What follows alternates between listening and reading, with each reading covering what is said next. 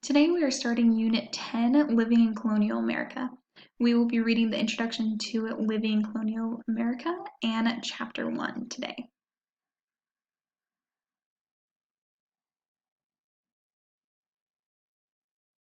Hey, the Introduction to Living in Colonial America. Are you ready to go on an adventure? Are you ready to become a time traveler?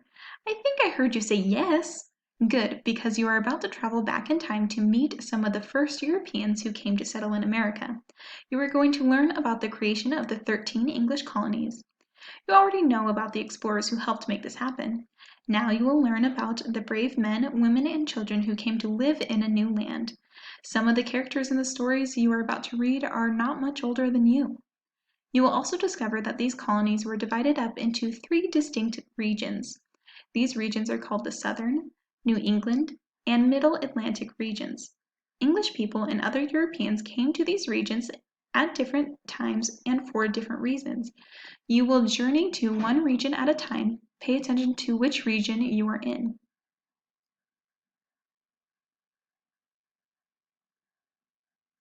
Be very careful though. Your mission requires you to move back and forth in time as you travel from one region to another. In each region, you will meet children who lived a long time ago. You will discover how different their lives were in comparison to yours. You might even wonder if you would have liked to live in America hundreds of years ago, when Europeans first began to settle here. For your journey, you will be given special time traveling tools to help you along the way. You will have maps. Time travelers always need good maps. You also have a timeline. As you time travel, you will find out where these European settlers originally came from, as well as how they journeyed to America. You will discover the reasons why they chose to travel so far away from their homelands. Are you ready to time travel? Good. Your adventure is about to begin.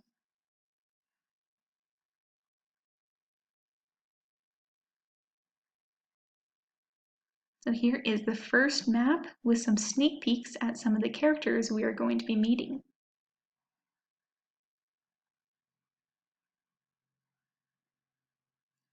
So first we will be meeting Robert in Chapter 1. Chapter 1, the first English colony. Robert and George ran along the long stretch of sandy beach to Roanoke Island.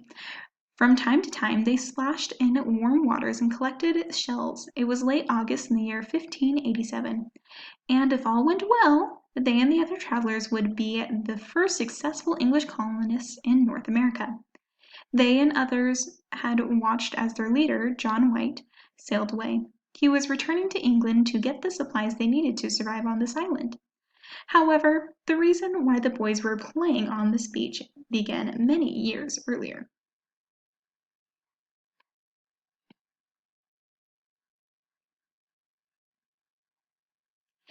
In the 1500s, Spain conquered large areas of Central and South America. The Spanish built towns and cities there. Spanish galleons sailed across the Atlantic Ocean laden with gold and other natural resources taken from these regions. Spain was becoming very rich. The Queen of England, Elizabeth I, and her favorite knight, Sir Walter Raleigh, wanted England to become as rich and powerful as Spain. They wanted English people to go to this new world too. In 1584, Sir Walter persuaded Queen Elizabeth to let him try to create an English colony in the Americas. It was decided that the English would stay away from the powerful Spanish conquistadors. Instead of sailing to Central or South America, they would sail north, to North America. With that decided, a group of explorers set off to find a suitable place to settle.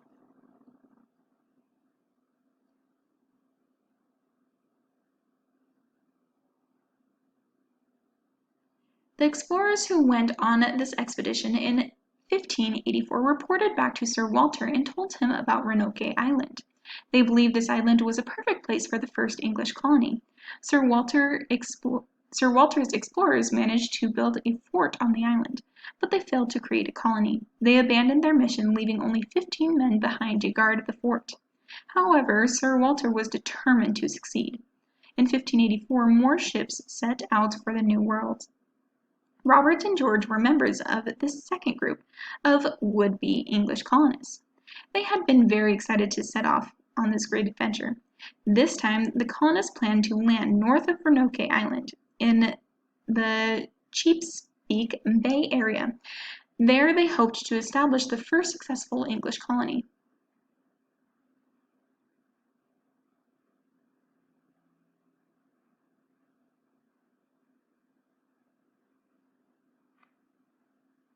Unfortunately, during the trip, there was a disagreement between their leader, John White, and members of the ship's crew. As a result, the members of the ship's crew refused to take the English travelers to the Chesapeake Bay area. So Robert, George, and the other passengers were forced to land on Roanoke Island in late July. Robert and George had not minded this change of plan. They had simply been happy to be on solid ground once more. However, this was not the end of the travelers' troubles. After landing, John White led a group of men to Fort Raleigh, the fort that had been built by the previous group. Robert and George had not been allowed to go with men. At the fort, John White and the other men expected to find the 15 English soldiers who had been left behind to guard it.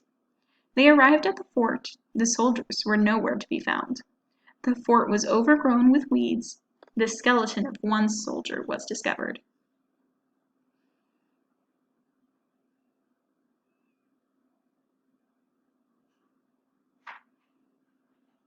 When John White and the men returned to the beach with this news, Robert and George had felt scared. The boys were especially concerned when the adults suggested that Roanoke Native Americans were responsible for the death of the soldiers. The only good news was that it was possible to repair the homes in Fort Raleigh. The settlers got to work. Robert and George and more than 100 men, women, and children worked from sunrise to sunset to reconstruct these homes. However, no one spoke of the most alarming thing of all. When winter came, they did not have enough food to survive until spring. They had arrived at a time when it was too late to plant crops.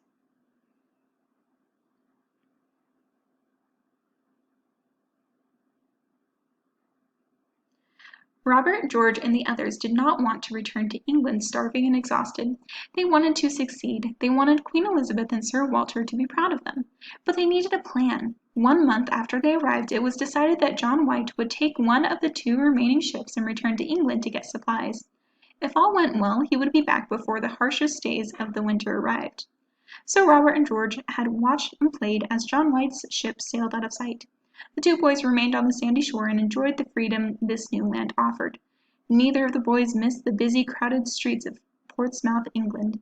They did not miss the rain or the sight of the poor people who begged on the streets. This was to be their new home, and they were thankful to be here. The question was, would they survive? Do you think the settlers survived? Does the colony survive? Does Roanoke Island become the first successful English colony in North America?